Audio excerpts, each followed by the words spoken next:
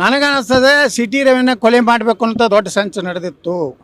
ಅವ್ರನ್ನ ಎಲ್ಲೆಲ್ಲಿ ಅರಣ್ಯ ಪ್ರದೇಶದಲ್ಲಿ ಒಯ್ಯುವಂಥದ್ದು, ನಿರಂತರವಾಗಿ ಪೊಲೀಸ್ ವಾಹನದಲ್ಲಿ ಸಿಟಿ ರವಿಯವರ ಪಕ್ಕದಲ್ಲಿರೋ ಪೊಲೀಸ್ ಅಧಿಕಾರಿಗಳು ನಿರಂತರವಾಗಿ ಸಂಪರ್ಕ ಇದ್ದರು. ಯಾರು ಅವರ ಅಧಿಕಾರಿಗಳು? ಇದನ್ನೆಲ್ಲ ನಿಜವಾಗಿಯೂ ಇವರು ನಿಪಕ್ಷಪಾತವಾದಂಥ ತನಿಖೆ ಮಾಡೋದಿದ್ರೆ ಮೊದಲು ಇದನ್ನು ಬಹಿರಂಗಪಡಿಸಿ. ಆ ಪೊಲೀಸ್ ಕಮಿಷನರ್ ಯಾರು ಕೂಡ ಮಾತಾಡೋದು 3 ತಾಸುಗಟ್ಟಲೆ ರೀ ಹಿಂಗೆ ಹಿಡಿದಿದ್ದು ಮೊಬೈಲೇ ಬಿಟ್ಟಲ್ಲ. ನಾನೇ ಸಾಕ್ಷಿ ಅದನ್ನು ಹಿಂಗೆ ಹೇಳಿ ಹಿಡ್ದಲ್ಲ. ಆ ಕಡೆ ಓಡೋಗ್ತಿದ್ದ, ಈ ಕಡೆ ಓಡೋಗ್ತಿದ್ದ, ಆ ಕಡೆ ಓಡೋಗ್ತಿದ್ದ. ಏನು ಮಾತಾಡೋದು ಹಿಂಗಿತ್ತ ಆಫೀಸರು ಇವರಿಬ್ಬರನ್ನು ನೋಡಿಬಿಟ್ರೆ ಕರ್ನಾಟಕದಲ್ಲಿ ಗುಂಡಾಗಳಿಗೆ ಬೆಂಬಲ ಕೊಡ್ತಾಯಿದ್ದಾರೆ.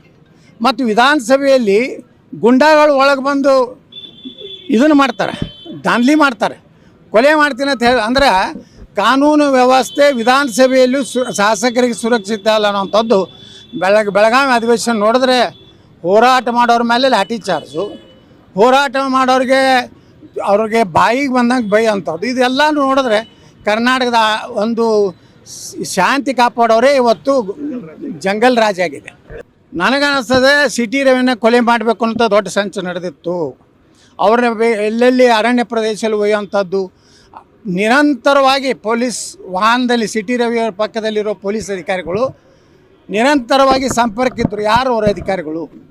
ಇದನ್ನೆಲ್ಲ ನಿಜವಾಗಿಯೂ ಇವರು ನಿಪಕ್ಷಪಾತವಾದಂಥ ತನಿಖೆ ಮಾಡೋದಿದ್ರೆ ಮೊದಲು ಇದನ್ನು ಬಹಿರಂಗಪಡಿಸಿ. ಆ ಪೊಲೀಸ್ ಕಮಿಷನರ್ ಯಾರು ಕೂಡ ಮಾತಾಡೋದು 3 ತಾಸುಗಟ್ಟಲೆ ರೀ ಹಿಂಗೆ ಹಿಡಿದಿದ್ದು ಮೊಬೈಲೇ ಬಿಟ್ಟಲ್ಲ. ನಾನೇ ಸಾಕ್ಷಿ ಅದನ್ನು ಹಿಂಗೆ ಹೇಳಿ ಹಿಡ್ದಲ್ಲ.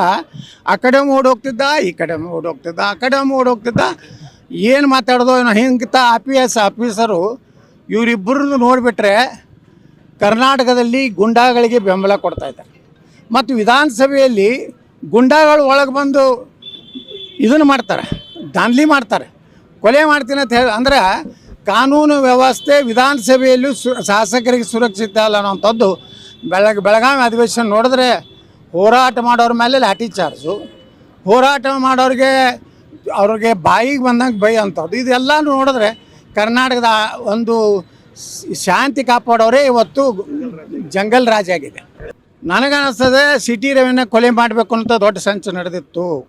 ಅವ್ರನ್ನ ಎಲ್ಲೆಲ್ಲಿ ಅರಣ್ಯ ಪ್ರದೇಶದಲ್ಲಿ ಒಯ್ಯುವಂಥದ್ದು, ನಿರಂತರವಾಗಿ ಪೊಲೀಸ್ ವಾಹನದಲ್ಲಿ ಸಿಟಿ ರವಿಯವರ ಪಕ್ಕದಲ್ಲಿರೋ ಪೊಲೀಸ್ ಅಧಿಕಾರಿಗಳು ನಿರಂತರವಾಗಿ ಸಂಪರ್ಕ ಇದ್ದರು. ಯಾರು ಅವರ ಅಧಿಕಾರಿಗಳು? ಇದನ್ನೆಲ್ಲ ನಿಜವಾಗಿಯೂ ಇವರು ನಿಪಕ್ಷಪಾತವಾದಂಥ ತನಿಖೆ ಮಾಡೋದಿದ್ರೆ ಮೊದಲು ಇದನ್ನು ಬಹಿರಂಗಪಡಿಸಿ. ಆ ಪೊಲೀಸ್ ಕಮಿಷನರ್ ಯಾರು ಕೂಡ ಮಾತಾಡೋದು 3 ತಾಸುಗಟ್ಟಲೆ ರೀ ಹಿಂಗೆ ಹಿಡಿದಿದ್ದು ಮೊಬೈಲೇ ಬಿಟ್ಟಲ್ಲ. ನಾನೇ ಸಾಕ್ಷಿ ಅದನ್ನು ಹಿಂಗೆ ಹೇಳಿ ಹಿಡ್ದಲ್ಲ. ಆ ಕಡೆ ಓಡೋಗ್ತಿದ್ದ, ಈ ಕಡೆ ಓಡೋಗ್ತಿದ್ದ, ಆ ಕಡೆ ಓಡೋಗ್ತಿದ್ದ. ಏನು ಮಾತಾಡೋದು ಹಿಂಗಿತ್ತ ಆಫೀಸರು ಇವರಿಬ್ಬರನ್ನು ನೋಡಿಬಿಟ್ರೆ ಕರ್ನಾಟಕದಲ್ಲಿ ಗುಂಡಾಗಳಿಗೆ ಬೆಂಬಲ ಕೊಡ್ತಾಯಿದ್ದಾರೆ.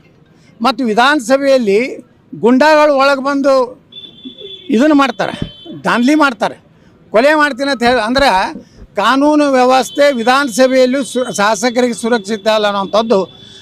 ಬೆಳಗಾವಿ ಅಧಿವೇಶನ ನೋಡಿದ್ರೆ ಹೋರಾಟ ಮಾಡೋರ ಮೇಲೆ ಲಾಠಿ ಚಾರ್ಜು, ಹೋರಾಟ ಅವ್ರಿಗೆ ಬಾಯಿಗೆ ಬಂದಂಗೆ ಬೈ ಅಂಥದ್ದು. ಇದೆಲ್ಲ ನೋಡಿದ್ರೆ ಕರ್ನಾಟಕದ ಒಂದು ಶಾಂತಿ ಕಾಪಾಡೋರೇ ಇವತ್ತು ಜಂಗಲ್ ರಾಜ ಆಗಿದೆ.